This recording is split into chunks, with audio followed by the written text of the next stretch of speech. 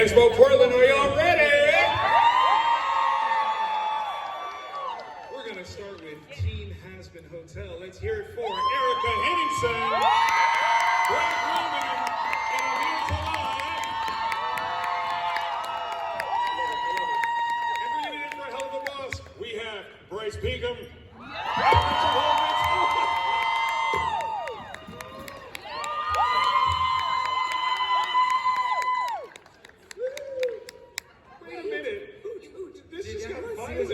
Just hit me in the head with your microphone. I just blocked. Oh my god, wait, are you okay? Yeah, I'm fine. Okay, you start getting dizzy. Oh, no. Oh my gosh.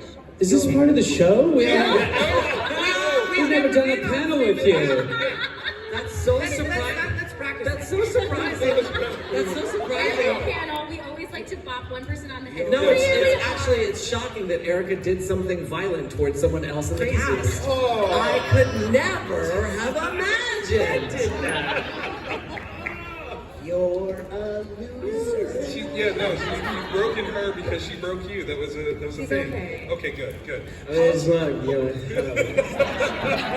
yeah, has been on song. That's exactly how you sound when we record you. And then They edit it with AI. Guys, thank you so very much for joining us this whole weekend. How has the show been treating you? I mean, you guys are wrapping things up, closing us out. How has Portland been treating you? excellently. Of course. They better have, right? Delicately and effectively. Yes. Fine.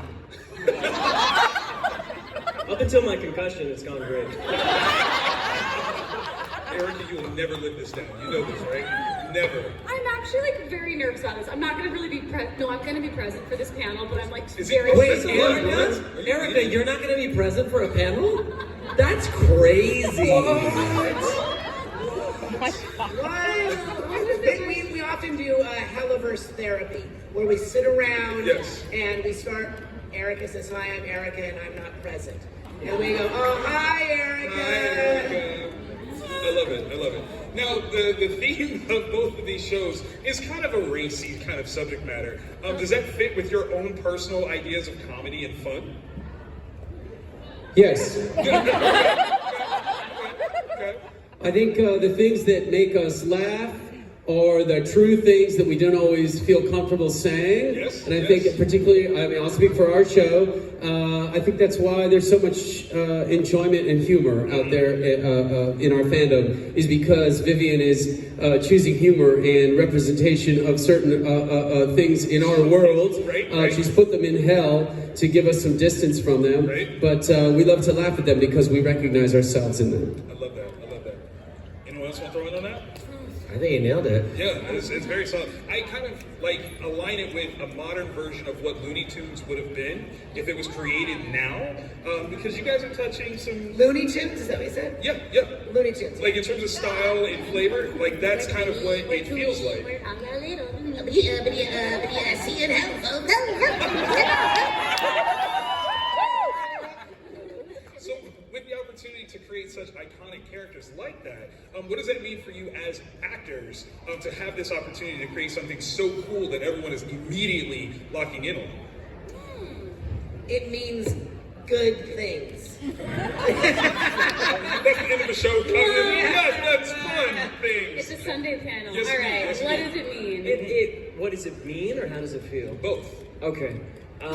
What it means is community, I mean, I think at the end of the day, that's kind of what art's always been about, is people coming together over their subjective interpretations of art, and I think also how it feels is wonderful, I think just speaking as an actor, you never really know the twists and turns that your life is gonna take, and I know what it's like to be a part of a community that I have built for myself and my community of friends and my social circles and everything. But being welcomed into a community of people that has sprung out of this collaborative effort that we all take part in is so fucking beautiful, because it's funny because it's I think it's funny that I'm even up on stage talking about it, you know? A concussion. Right, with a concussion. And this is 2 fingers, right, guys? Yes, I also, you know, whenever people come up to my table and they're like asking me, you know, and telling me how much the show means to them, I always say, I'm like, well, you understand, like, it's reciprocal. Like, there would be no show without you guys. You know, like, as much as we're constructive for it, you guys are constructive to it. And yeah, I mean, that's how it feels. It feels like I'm a part of a greater whole, which feels amazing. I love that. I absolutely love that. What? He said it's good. What? It's good. He said a greater whole. Greater whole. What? Big asshole. A greater asshole. Ah! Great asshole. Part of a great asshole. Yes! Now, Richard, you have done work for both, either as voice acting or being a voice director. What is the biggest difference between both shows, and what's the biggest similarity? The biggest difference is the cast members, and the biggest similarity is some of the cast members. I'm very blessed in both casts. They're, you know, they make my job so easy. They come in and they need very little direction. Who needs the most direction? Who needs the most direction? Wow. I can't really say, but I can say it in pig Latin. Acle Bay. Wait, no. You almost did it. You almost did it. What? Hey. No, no one needs the most direction. I would say that wrangling Brandon is. He's brilliant, but it's like it's an 11-minute episode. You've gone on for 30 for your first line. So, I love Brandon so much. He and I are very close. We beat each other up regularly. And off. And often. Yes. But Off. Oh, off. Whoa. This just became very blue. Yes. Everyone has a different process in here. What's their question? Was that it? They're all great. It's easy peasy, and I love it. Yes. Now, music is a huge part of both shows, right? When it comes to getting these songs, how impressed are you the range of performance that you guys are being tasked to do? I mean, I'm impressed that Sam and Andrew figure out ways to, at least in Hazbin, there are incredible songs in Helluva as well. But the songs that we are privy to early are the Hazbin songs, and it's kind of amazing how they can write things that are so correct for the character. Like, I think it's really hard to write what all these different people sound like, and somehow you hear a song that Husk sings and you go, right, that is what Husk would sound like if he was singing. Sometimes with musicals, what's really frustrating is like the text and how somebody appears in the script is different than when they break into song. And in Hazbin, it feels totally effortless when we go into song. It feels like a continuation of the character. The other thing that's really hard is it's really hard to make comedic music for moments. And they do such a good job with that. Like, you will notice if you are there any like Broadway people? It's really hard, and I've noticed a lot of the things that people are big fans of are musical comedies because it's really easy to write a sad song. It is really hard to write a funny song. And I think that's what Hazbin and Helluva do, like, incredibly well. Absolutely. Yeah, and I find that sad songs say so much. They do. Yeah. Yeah, great reference for this crowd, by the way. You like it? They love What do it. you I mean? didn't get it. Okay, so for the Hazbin cast, who is a cast member or character that you would hire the assassins from Imp to take out? Mir Toledo. Oh, fuck, I don't want to kill anybody. Why would we kill someone in our cast? That's our job. That's what I'm saying. How, would you hire the team from Imp? Right, and why do I want someone That's dead up in my to you. cast? That is literally up to you as to why. I don't I'm want asking- anyone dead in my cast. Well, no, I mean like character, like wise, like not necessarily like you as a I see. person. Yeah. Okay. Who? Right. Who? What character? Yes. It's like, It's gonna be Blake. It's Well, I mean, wouldn't you hire us to take out Vox? Sure. There we go. There we go. Okay. Okay. Yeah, that would make sense. Yeah. Yeah.